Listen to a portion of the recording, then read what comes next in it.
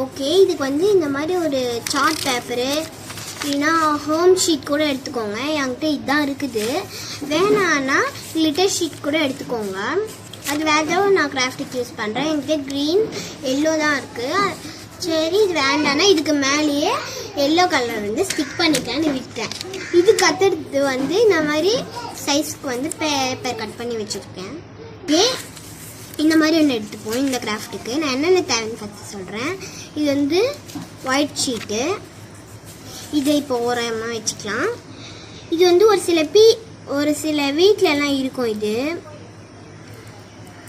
பாருங்க, ஞாபகம் இருக்குன்னு நினைக்கிறேன். இதுன்னு நான் இது யோசித்தேன். இது காட்டன் நினைக்கிறேன். ஆமாம், காட்டன் தான் நினைக்கிறேன். இது முள்ளாக இருக்கு வேறு. இது வந்து சீடியில் கூட ஒரு சில நேரத்தில் இருக்கும். நான் சீடியிலேருந்து கட் பண்ணி எடுத்து வச்சுருக்கேன்.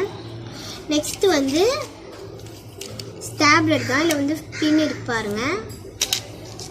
நெக்ஸ்ட்டு வந்து ஸ்கேல் எடுத்திருக்கேன், ஃபெவிபாண்ட் எடுத்திருக்கேன், பென்சில் எடுத்திருக்கேன், ஸ்கெட்ச் எடுத்திருக்கேன், ஸ்டிக்கர் வந்து இப்போ நான் காமிக்கல, ஆனால் யூஸ் பண்ணுவேன். கத்திரிக்கோள் எடுத்திருக்கேன். A4 ஷீட் வந்து ஒரு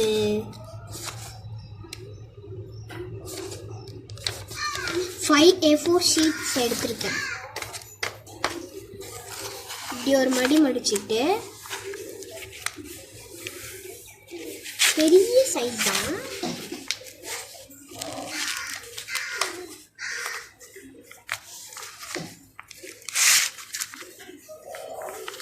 இது கொஞ்சம் பெருசாக இருக்க மாதிரி தெரியல.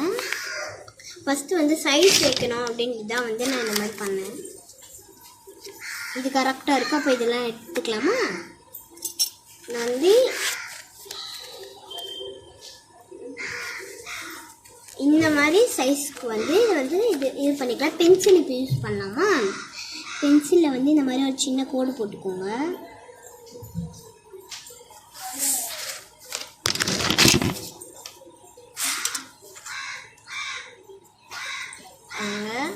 ஸ்கேல் வந்து வச்சு இந்த மாதிரி அது மாதிரி போட்டாச்சா? இப்போ இதை ஓப்பன்